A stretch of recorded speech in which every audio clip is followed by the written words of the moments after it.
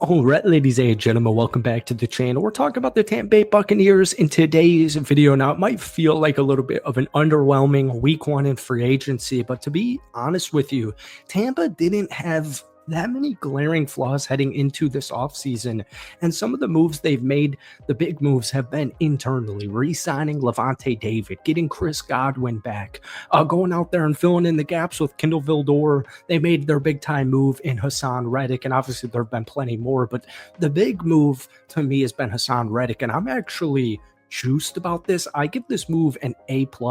I know he's going to be 31 this upcoming season, but last year, he had an underwhelming season, the worst year of his career, and there's just context. There's a lot of context between Haason Reddick's just horrible season last year. But before that, the dude was one of the best edge rushers in the National Football League. And to be honest with you, Tampa really didn't have too many glaring flaws. Before we get into the free agent discussion, like Tampa put up 29.5 points per game last season. That was fourth in the NFL. They were the fourth best rushing team in the NFL last season. They were fourth in touchdowns. They were second in yards per play. They were the third best passing team. To me, the biggest move, first off, Ben Bredeson re-signed left guard, and then Chris Godwin returning. But we'll talk about that in just 1 second. Most of the issues, in my opinion, that came with Tampa last year were defensively, specifically in the secondary. And most of the reasoning behind it is because this team was decimated from injuries in their secondary all year. Like, one guy would get healthy and then one guy would get injured. Everybody would get fully healthy, and then just like on a week 14 sunny afternoon Tampa Bay day, like 3 defensive backs would get injured in one game. It was just crazy. So folks, welcome back to the channel. Obviously, we're talking about Tampa. We do this quite frequently, so hit that like button, hit that sub button for more. Beautiful day here in Dunedin. I'm going to go to a Blue Jays game this upcoming week, so I'm excited for that. But beautiful, like 82, 83 degree day here in Tampa. So let's start it off with Haason Reddick. And I made a video on this channel doing a film breakdown a couple of days ago. A lot of people were unimpressed, but there's so much context to the Haason Reddick move.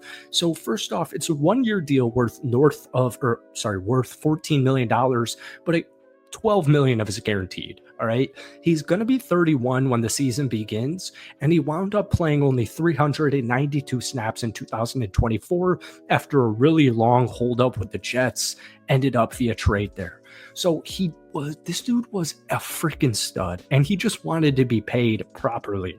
He dominated with the Philadelphia Eagles in 2022. In fact, he finished 4th in the year in Defense Player of the Year.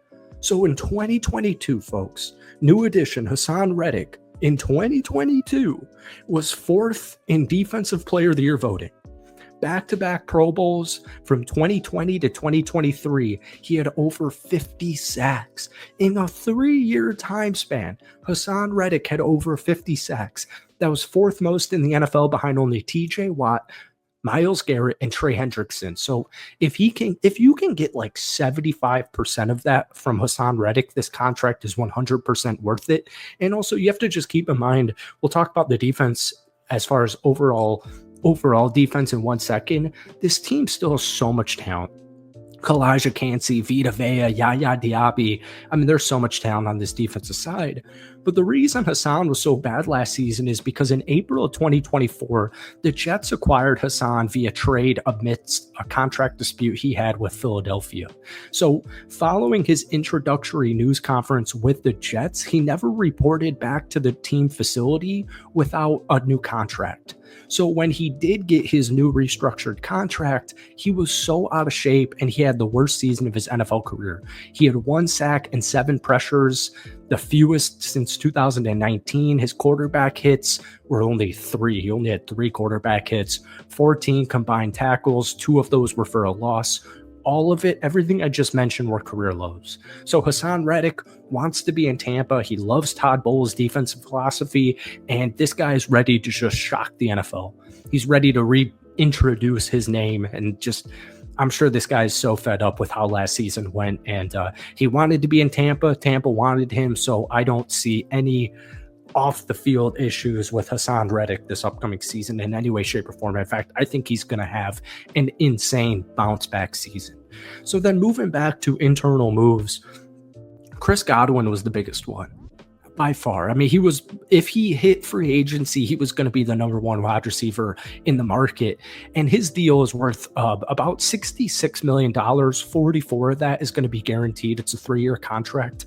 But reportedly, he turned down $20 million more from the New England Patriots to stay in Tampa Bay. And obviously, you guys remember Chris Godwin this past season. Up until he went down with his injury in October, he was having a career season. Through week 7, he recorded the 3rd highest PFF receiving grade amongst wide receivers at 85.7. And, we already said it. It was the 4th best offense in the NFL with Chris Godwin playing less than half a season. Mike Evans, Jalen McMillan had a phenomenal rookie season. Cade Otton continues to get better. Bucky Irving, Rashad White, Baker Mayfield, a really solid offensive line. Like this offense can be top 5 once again. And if this defense can just stay healthy and if they can have a really good draft, this is going to be another 10-7 minimum Tampa Bay Buccaneers team. So I was super happy to get Levante David back as well.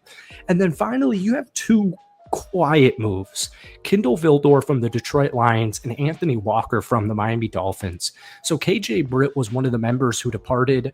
He is no longer a member of the Tampa Bay Buccaneers. So they go out there and they get Anthony Walker. And it's important to keep in mind that they view Servancier Dennis as a starter. Unfortunate injury ended his season. The dude is an absolute stud that nobody outside of Tampa Bay even knows who Servancier Dennis is. So he's going to be your starter. What I really like about Anthony Walker is he's had 83 career starts. And also, even in comparison to KJ Britt, he's so much better in coverage. But Anthony Walker's had a really interesting NFL career. Last year with Miami, in 8 starts, he had 68 total tackles. If you go back to like 2021, he was 26 with the Cleveland Browns, started in 12 games. He had 113 tackles. So I really love the fact that he's had 83 career starts. And there was this super interesting article from the Pewter Report that was just kind of filling in the dots saying they're going out there and just building this roster starting from the bottom, right? The top is pretty much filled out. They're building this roster from the bottom. And that's also why you saw Kindle Vildor a depth piece at the defensive back room, because he has 26 career starts as well. So this draft is going to be super exciting. And also, guys, keep in mind, free agency isn't even close to being over. The Tampa Bay Buccaneers are not even close to being done with their offseason, like not even close. There's still so much left. So stay tuned for more Bucs videos. But folks, that's it from me. I hope you enjoyed it. Hit that like button, hit that sub button for daily Bucs and NFL content. Most importantly, guys, give me your thoughts on Tampa Bay's free agency thus far. Give it a grade rating down below. I'd also love to hear your thoughts on Haason Reddick getting picked up. But that's it from me. Have a great rest of your weekend. We'll see you in a couple of days. Peace.